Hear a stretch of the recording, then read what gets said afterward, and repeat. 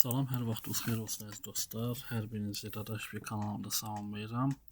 Bugünkü bizim dərsimiz FSRM-ə həsr olunacaq.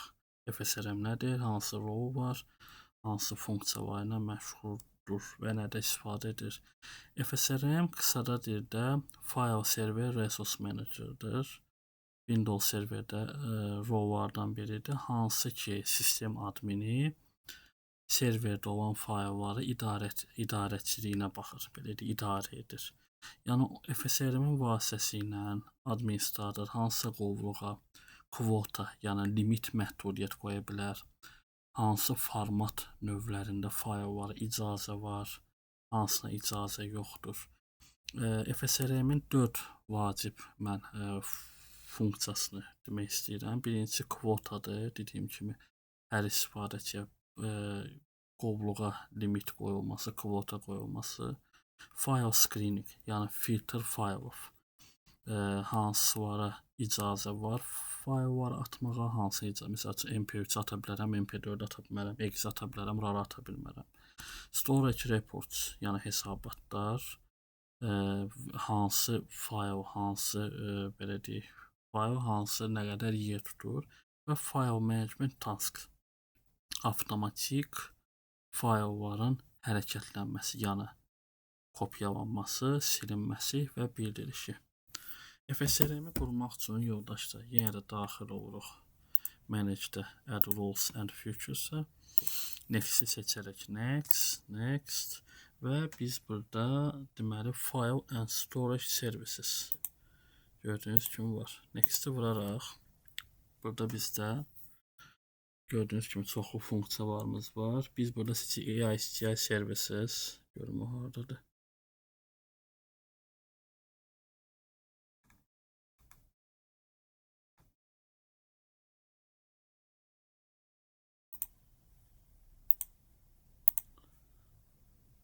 Aha, gördüyünüz kimi buradadır. File Server Resource Manager. Bunu seçərək Next, Install seçirik.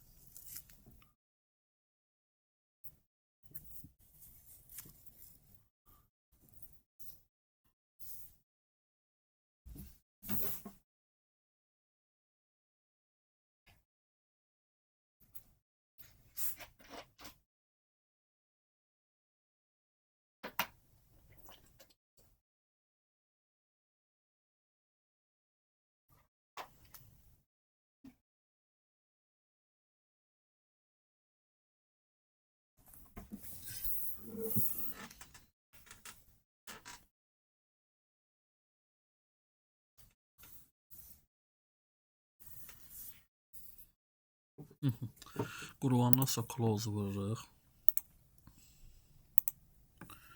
Bu artıq hazırdır. Tools'da File Server Resources Manager'ımız var bizim. Ona daxil oluruq. Görürsünüz Quota Management var. Bayaq dediyim File Screening Management, Storage və Classification və File Task Manager. Quota'sa girəndə burada görürsünüz ki bizdə heç nə yoxdur. Burada hazır quota template'lərdir. Yəni bakın 10 GB limit var, 100 MB var, 2 GB var. Zaten repost user var, extension. Gördüyünüz kimi sadəcə var. Bu bizim defaultlarımızdır.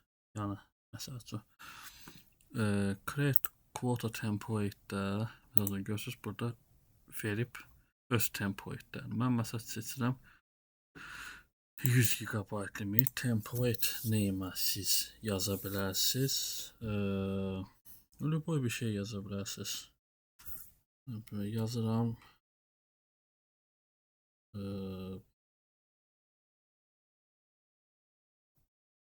quota.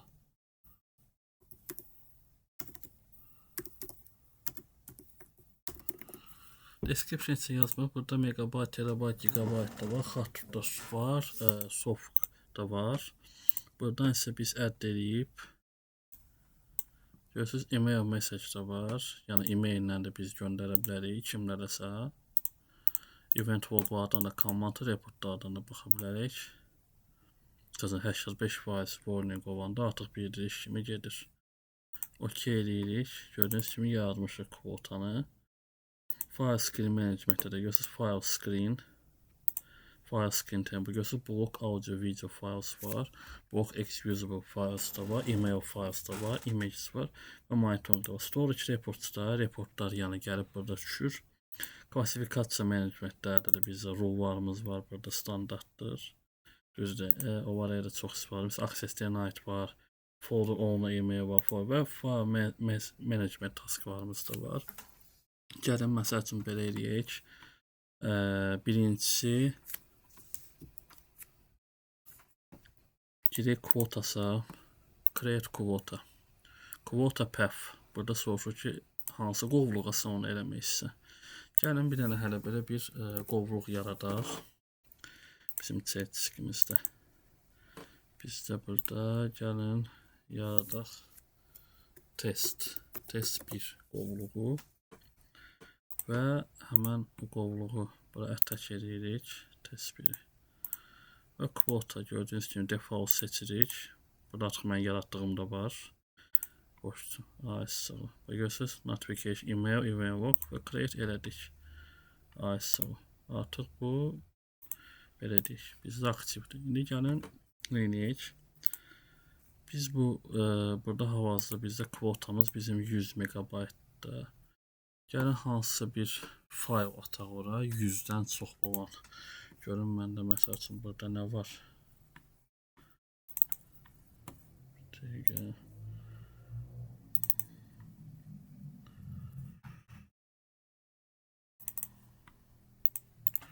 Görək bu nə qədərdir bunun həcmi? 650 megabaytdır. Elə belə görüm gedəcək.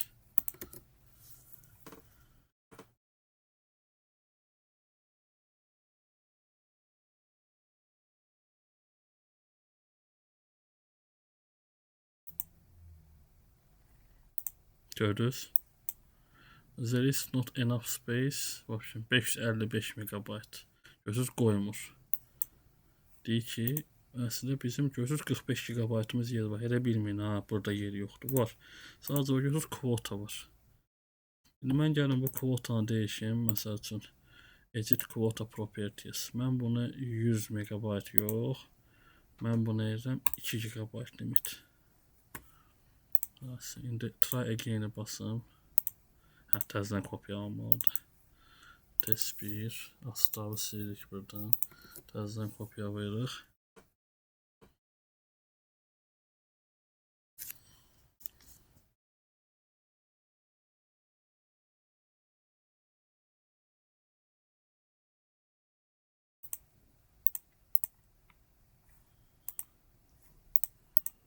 Limit 100 megabayt görürsünüz. Hərdə qalıb burada.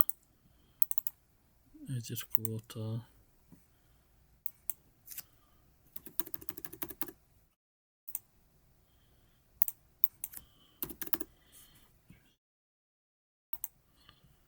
Değişti. Source template 100 megabayt limittir.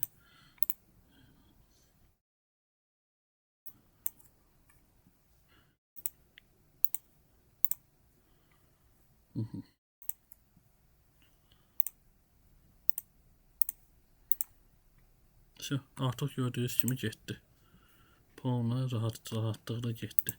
Quota template yəni yoldaşlar budur. Biz indi bir silək, bizə ehtiyac yoxdur. Daha sonra isə file screening. Yəni ona qayıdaq. File screens.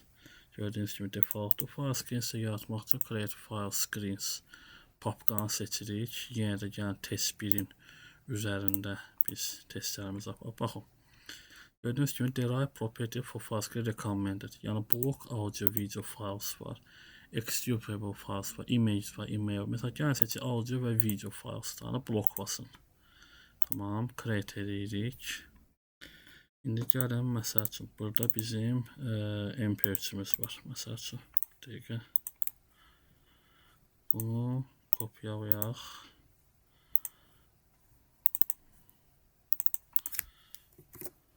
Gördünüz. Access denied. Artıq avtomatik ona icazə vermiş. Və yaxud da sizə operasyonlu bir əgər belə deyək formatlar lazımdırsa buradan da seçə bilərsiniz. Görürsünüz audio, backup, compressed, email, image, text. Aktiv də var, passivdə də var. Allow file save use monitor. Monitordan baxa bilərsiniz. Görüm həmən bu əməkdaş burada nə saxlayıb, nə saxlamayıb. Event walk var heç, command. Yəni bu burada executable deyəndə, yəni orada cürbəcür formatlar da ola bilər. Formatlar var, baxın buradan baxa bilərsiniz ki, məsələn hansı fayl bunun hansı formata aid, məsələn audio, video. Görürsünüz, bütün formatlar var. MP2, MP3, MD, MP4, WAV, girin məsəl üçün backupda back, pixel. Yəni hansını bilməsəz, burada editdən girib ona uyğun siz kvota sharinglərinizi verə bilərsiniz. Və bir şey də deyim ki, hər istifadəçiyə 5-10 GB ayrılması məsləhətdir.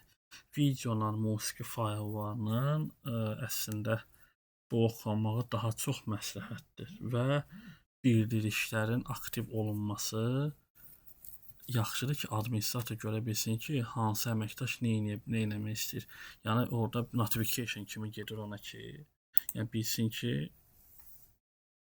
bu olar, yəni şirkətin proseduruna ziddir, olar, olmazmı, həm də bəlkə elə bir faylda ki, o virus var, bütün sistemi serverdə dağıda bilər.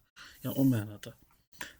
Daha sonra isə gördüyünüz kimi bu bizim standart kvotalarımız və template'imiz idi. FSRM ən çox bundan ibarətdir. Yəni belə deyək, sizin tutalım ki, çoxlu storage'iniz olsa belə, siz artıq özünüz təyin edirsiniz ki, hər user'a mən nə qədər ayırım ki, yəni orada limit aşma olmasın.